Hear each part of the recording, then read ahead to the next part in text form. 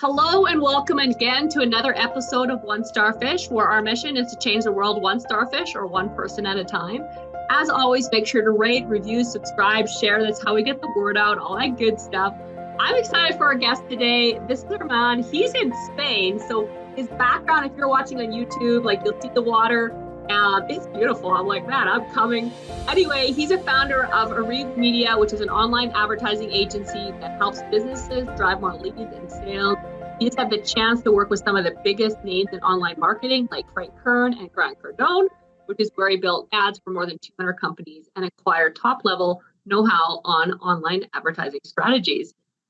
He started his business back between 2016, 2018, so really not that long ago to do what you're doing. I'm really excited to have you on. Thanks for joining us today, all the way from Spain. Angela, my pleasure. Thank you for having me. Awesome. Well, let's dig into some stuff. What had you start ArevMedia, in 2016, 2018 in there? Like, where did that come from? What did you do before? Yeah, I was just a young, dumb kid trying to make money. Honestly, nothing special. And I started like as a freelancer, doing websites and stuff for people, and then it evolved. I don't know. At some point, I decided to create ArevMedia. Then I think it's 2018, and we did websites, but it's amazing how ArevMedia has evolved from like one of my first clients, Angela, was just a local guy, musician I knew, and he was like, "Can you do websites?" I was like, "Yeah, I can." Okay, well, I'll pay you this, and you'll make me a website. I was like, "Okay," and that was one of my first clients, and then evolving into doing advertising and working with U.S. brands and all that stuff. Yeah, it's changed a lot since then. Wow, that's crazy. So online advertising strategies, give us a little bit of what do you see people do wrong? Because I'm sure you see a lot of that. And what do you think that people could do better? Let's just get into some tactical stuff. What are some things that people shouldn't be doing that are doing? And what are some things that they should be doing that they aren't doing? Yeah. So let's start with the shouldn't be doing but are doing. I think one of them is it's very interesting. I brought this example recently. For example, okay, I'm going to bring you something very specific. There is an app for just like there is an app for, I don't know, Jewish marriage. There is an app for Armenian marriage. There, it's like cultural marriage and stuff like that. Well, I follow a brand that does this, and they are all about posting fancy content, posting fun content, but nothing about what's in it for the end user.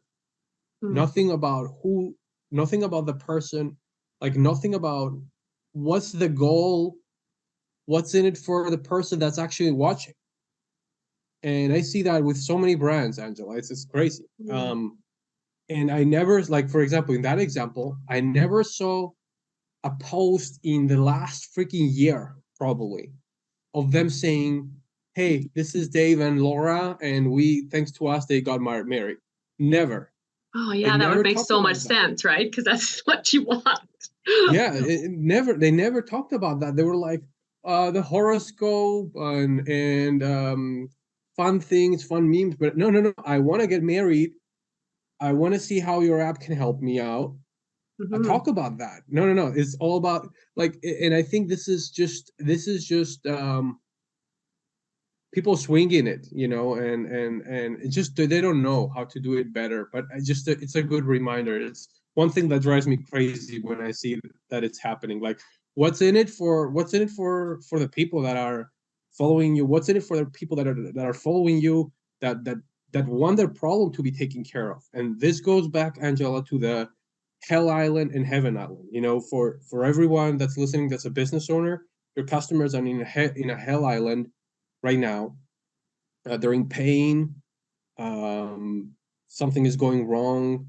They're unhappy with whatever it is, their body, their business, their financial situation, whatever that is. Mhm. And Heaven Island is, they're happy, they're accomplished, um, they got married, they have kids, this, that, the other, and you're in the middle, and you have to paint the picture, telling them, hey, I know exactly where you were at, Mhm. and I know this is where you want to go, and I am the person, I am the thing, I am the service that's going to help you get there. That makes so much And sense. yeah, and it's just a copywriting term, but sadly it's not being done as much, and it kind of drives me crazy. Wow, that is so good. I'm just like thinking, and it's so good right at the start. So, like, what does your brand, what do you do that helps the person you're trying to reach? And how can you explain that to them that you're helping them, whatever that is? That's so good. What do you think people should do more of then? Obviously, that, connecting, like, here's their pain point and here's how we can fix it. And we're like the middle person that can fix it. Mm-hmm. What else do you think that people need to do more of in order to, do more online advertising beyond just like paying for ads kind of thing? Yeah, yeah. So I think a great, this is probably my first beginning tip for everyone, is that start creating content around the pain points that your this is similar, but it's not really. It's start creating content around the pain points, questions, frequently asked questions, um, yeah, like solving the problems that your audience is having. Start creating content, whether it's a video or an article, whatever that is, and start putting it out there. That is going to help a lot with ads, but more importantly, if you start ranking that, like on YouTube, you could do, Angela, you could do one video a week for a whole year. I think that's like what, 53, 52, I forget how many weeks we have. 52 pieces of 52. content, 52 pieces of content, and next year you could not do anything, and you would still be getting traffic from the previous year with those 50, because you covered all the pain points, and so people are searching for them, they're finding your video, and as long as it's good, then it's leading back into what you promote, what you sell. So that's probably the first strategies that I don't think a lot of people do. And if they do it consistently, it's even an extra level of just strength added to everything. Yeah. That's really good. So what is considered, because you said as long as it's a good video, what's a tip on a good video versus a bad video Well, what's in it for them? Again, for the content? Yeah. yeah. What's in it for the person that's listening? What's in it for, if I'm an app? What's in it for my end user? If I'm in your business, what are they gonna get from watching this? How am I unique? How is it different from everybody else? And then, look into your style. Maybe your style is being funny, but maybe it's not. Maybe it's just being very informative, and straight to the point. Like, what is your style? Apply your style into it. But I guess the underlying advice that we also have this in my ebook, that we have about paid advertising, is that just don't be boring. Like, you have 10 seconds to catch people's attention on social media, sometimes even less. That doesn't mean you have to be doing dumb stuff to get people's attention. That means that you have to get to the point. You have to try to add value very quickly, before people drop off. So I would say that. That's really good. I love that. That's very cool. So let's go back because I like to get to know the people on the show. So, you're doing a lot of stuff for some big names, helping some people. Tell us a little bit about like where you grew up. Did you, have family in your life that was, entrepreneurial? Where did even that come from? Oh yeah, yeah, I would say it's funny. So if we go way way back, okay, Angela, um, I believe it's my father's grandfather.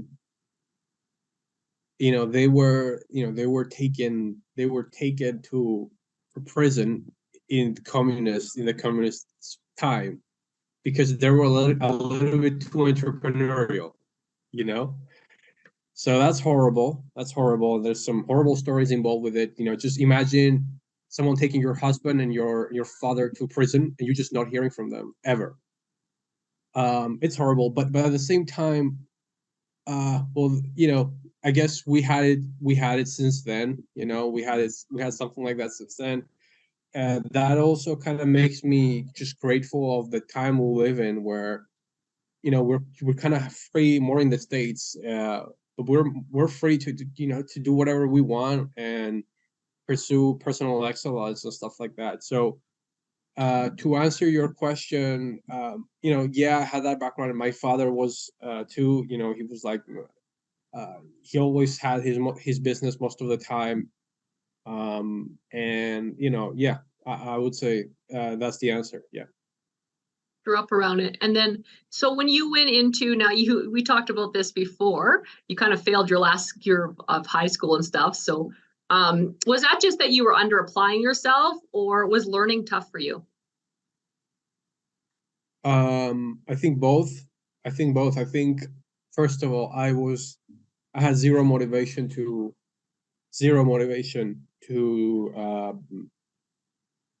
just move forward. Like, there's no point for me to do anything there, and go to college and stuff like that. Just no motivation there. And yeah, also learning. I think I've cheated my way through a lot of things, honestly. So even in college, and it's listen, it's just a way to. I think if I had to reply, the it's just a piece of paper, just that's my recap. It's just a piece of paper. Nowadays, I truly believe that unless you're a doctor, probably even the engineers, like, man, everything is on YouTube, everything is on the internet. Like, you don't need 4 years of slow growth, slowly going through stuff. When maybe a year seriously applying yourself, you can get to wherever you want. But anyway, like, going back, like, Angela, I was just unmotivated. I didn't really want to know what I wanted to do with my life, and that's actually okay. I don't know if it's the same for you, but I think the majority of people don't know what they want to do, versus some people guilt people because they should have it figured out. No, you're not supposed to have it figured out. And I think that's an important message that I would tell myself back then. But it was kind of the biggest blessing the year, because you put a huge chip on my shoulder. And so because of that, you were able to succeed when you did find what you wanted to do. Is that how you feel? A little bit? Yeah, I think, yeah, Angela, I went from comfortable. I went from, before the event, I was comfortable, living life average, like, just going through life, nothing, no, I was ambitious, but it was just, yeah, normal pace going through life. Yeah. I went from that to, I'm going to prove all these people that they think they're better than me. I'm going to work my ass off. I'm going to save money. I have this huge, and I still have, I think, this huge chip on my shoulder that is just different. Like, now I was at their level, and then bam, I just dropped here for a long time, even to the eyes of my parents, which at that age is kind of matters a lot. So, like, you think you're a loser, other people think that you're a loser, your parents think you're a loser, and so imagine that. And so, like, what you want to do is just go here and like, trash everyone in the success point of view. In a loving way. Yeah, like, yeah. You just want to, yeah, it's, you want to, yeah, by your success, you want to get the best revenge, I guess. Yeah. So if you were talking to someone and maybe because people can go either way when they start to feel like a loser, and that's just a feeling, and that's your interpretation of what they thought of you, obviously, too, because who knows? But some people, you use that for fuel to work harder and to get out. And some people are just like, well, that is how I am, and they go lower. What do you feel the deciding factor is between those two, if you've ever thought about it, between those two mindsets of like, hey, I'm going to go harder and I'm going to prove I'm not a failure versus, well, I guess I am a failure. What's the point in trying?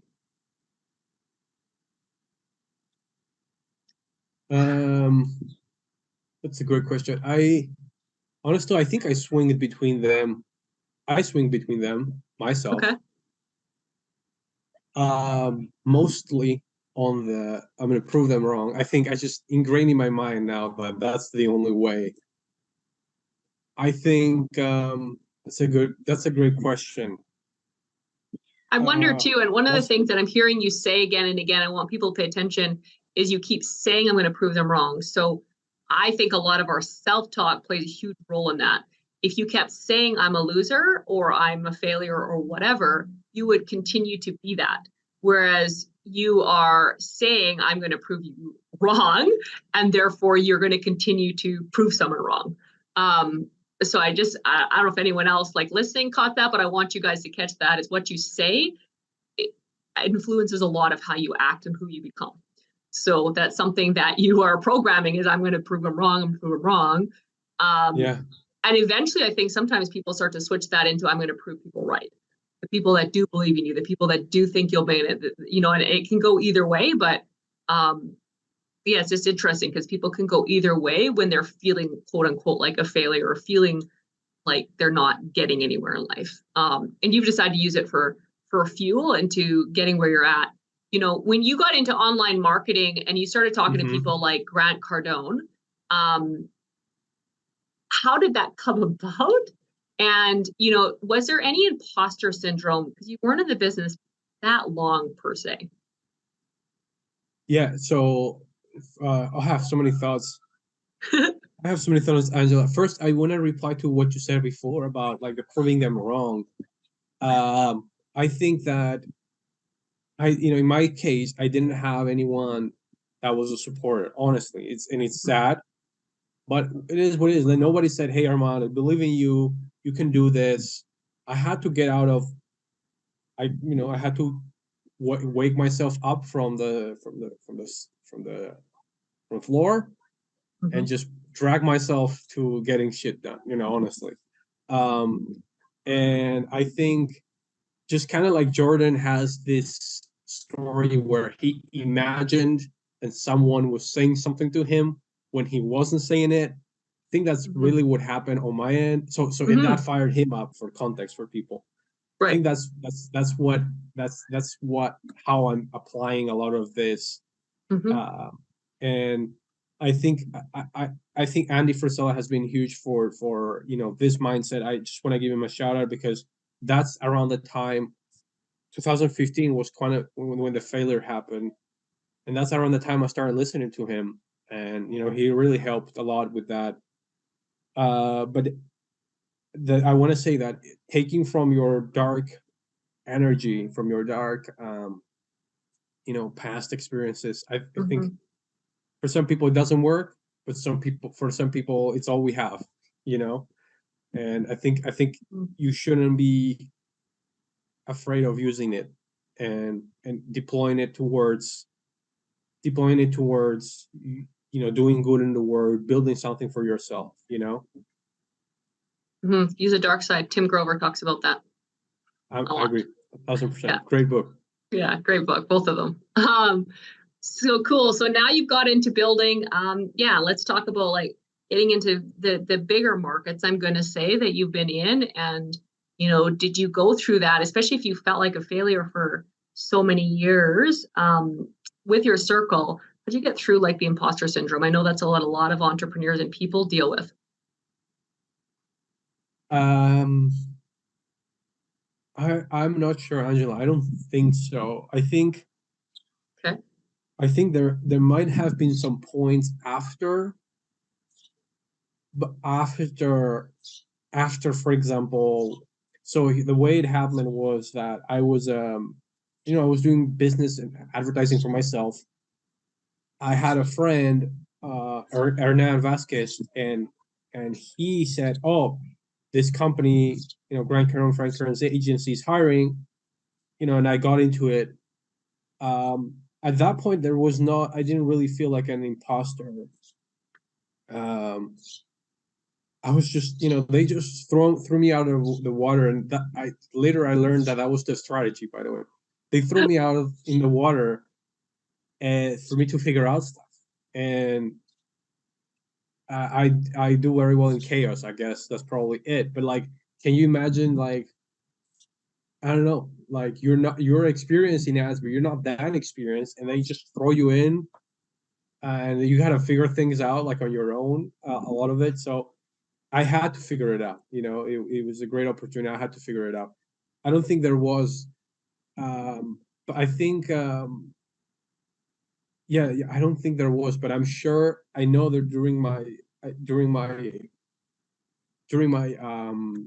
career after, when I was my own business owner, I'm like, why are these people listening to me? Why are they listening to me? So I've had that after, when I start my own company after the agency. Okay. And then, how did you work through some of that? Like I said, I know it's a common thing. How did associations play a role? How did, reading or personal development play a role? What's kind of helped you through some of the struggles of building your own business? Yeah, I would say the first thing that comes up, Angela, is preparation. Really, because I think that imposter syndrome is, I'm not enough. I'm not good enough, right? Yeah. Well, how do you, I just found throughout the years, honestly, that the way you relieve that anxiety is by preparing, just by preparing yourself before the calls, preparing yourself, doing research before you meet someone. When their client, keep on researching, keep on improving, keep on giving it your all, keep on, like, that's the way my anxiety would decrease, my that feeling would decrease, is by being more prepared, by doing more towards the cause. I think, honestly, that's the only advice I have. That makes total sense. Do more, and things kind of work for you better. And most people try to wait until they feel better to do more, as opposed to doing more and then you'll feel better. So Yeah. I think that's a really key things for everyone that's listening, is building a business, or whether you're, working in a business or whatever. That's really important. Was there any switches? I'm curious, because a lot of entrepreneurs talk about this. Was there any switches as you went into one to the other with friends, with your friends group, associations group? What were some of the switches and how did they impact you? Yeah, I think, I heard a quote recently, Angela. It was you get the most friends when you are at your lowest point, and that really resonated with me personally, because, like, I probably talked to, I don't know, like 5 people max on a continuous basis that I would consider friends. Mm-hmm. And then I just knew so many people, but you know, it was, all, nobody had a purpose, nobody had no direction, and yeah, I mean, that And was like it. misery has like loves company, isn't that another saying? Yeah. Like when you're kind Yeah. of like whatever, that's cool, that's interesting. I never thought about that, but Yeah, I remember it was like 2 or 3 a.m. after going to a club. That was my point where, my lowest points, where, I was just mindlessly going through stuff. And it's 2 or 3 a.m. and I'm in the car with my friends, and I'm like, don't you guys want to be remembered for anything? Like, be in the history books and just make a legacy? And they're like, for what? They were like, for what? Like, I don't know, like, where do you want to do it? anything. What do you want? Like, yeah, why? They were like, why? And that's what's going on, I think, a lot of times. And in that moment, that was one of the moments I'm like, okay, this is not it, and I have to change. because you wanted to have that. And yeah, that's so interesting. I never even thought about that, thinking back to some of my old friends. That's really cool. So, I know that we could have a lot, but this guy here, for anyone listening, you guys can reach out. He has amazing online advertising stuff. So definitely, like, you got it at the beginning, some really good tips that I'm gonna think about, and I hope you're thinking about if you're listening to this. But I know we could go forever, but I keep these short. So in wrapping up, I always have 3 final questions, and then anything that we didn't touch on that you think would be really impactful for our listeners to hear. So first final question is, if someone is looking for their purpose, what is one sentence you would say that could help them find it?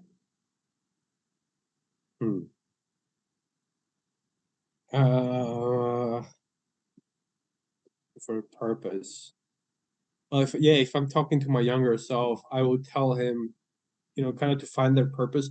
I would tell him to keep trying stuff, keep trying different stuff. And in my culture, trying a lot of things even sounds like you just, it's not good. But actually, that's what led me to the path. I don't know if that makes sense for That makes people. total sense. You're doing this now, or you're doing this now. Like, actually, just focus on this, on what they think that you should be doing, right? But it's like, hey, just keep trying stuff. Ignore the people. Just keep trying stuff. Yeah. I agree with that. That's so good. Number 2, and I'm sure you have more than one. You had mentioned one earlier. What's a favorite quote and why? Angela, my favorite quote recently. This was about 6 months ago. I forget who said it. Okay, but it's act as if the world is rigged in your favor. Is one of my favorite quotes. Like, I've never found a quote that really resonates with me until I read that one, honestly. Because I think if you don't act like that, how are you supposed to get what you want? Like, if you don't act like that every day, Angela, like the world is rigged in your favor, how are you supposed to get anything if you don't believe that? Right? Yeah, so true. Third one is, what's one word or sentence you want on your gravestone? Oh, that's tough. How do you want to be remembered? What's the legacy you want to leave?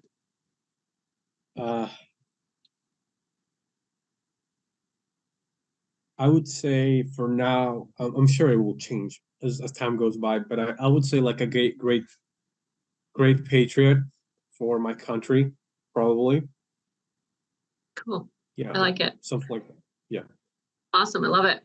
All right. So you run into someone at the coffee shop. They're like, man, that was awesome. I learned some amazing strategies. I learned where you came from, that anyone can do this, build a life that, whatever life they want.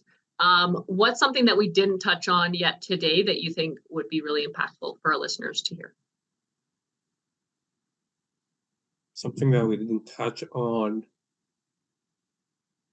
that our listeners would think that would be helpful. There's so many things. I think, one of the things that just comes to mind next time, or something else, but something that comes to mind really is who you listen to is very important. Who you follow, right? You could have, I used to listen to, I don't know, like 10, 20, 30, 40, 50. I would say maybe, okay, 30 without exaggerating. Maybe 30 different influencers, business influencers, and stuff like that. And honestly, I guess I've been becoming more savvy as time goes by, and I've been cutting them because you realize that there's really, out of those 30, there's really like 5, 3, 2 that want to leave a legacy, want the best for you, want to help you out, and they don't want to sell you anything. They don't have their own agenda. They don't want to promote their crypto. They don't want to promote their X, Y, and Z. That's the first thing. But also that they're aligned with your long-term core values. They're aligned with your long-term vision. they have a life that you want. Like if you want to be married and have kids, and you're listening to a single guy, that's great. But probably the same guy that's a successful business owner that has kids, and a lot of them, that probably he can teach you more about where you want to go versus, and it's probably harder. I mean, to run a successful business and a successful family. That's what I think of, right? So I'm like, well, then I should probably be listening to this guy more because he's the closest to what I want, you know, versus like, because it's, yeah, I mean, I think it has more, I don't know, I might get people saying whatever, but I think if you have, you know, one of my clients has 7 kids and a successful business. Well, I'm sorry, but that's harder than just having the business. 100%. Like that's way harder. Yeah. And well, I want to just take that, learn that skill, you know, because I want to build that. And so yeah, I think for people listening, just like, where do you want to go? Because people have conflicting people. People listen to conflicting people. Also, people that don't align with their long-term goals, and also people that are they don't have any real value to them. They just always trying to sell them something, you know. That's so good. Who do you listen to? Do they have what you want? So good. I love that. Awesome. Well, thank you so much for being on, guys. You know, make sure to rate, review, subscribe, all that good stuff. Follow Arman. We'll have all his links in the show notes. So, you know, feel free to reach out. This guy is super helpful. So, you know, if you have reached out with any questions, he'll be able to help you on a lot of different areas. So I really appreciate you being on. Let's go out there. Let's change lives. Let's change one starfish at a time. If together we can change one starfish or one life at a time, together we can change the world. Thanks for being on. It was a pleasure. I had a great time. Thank you.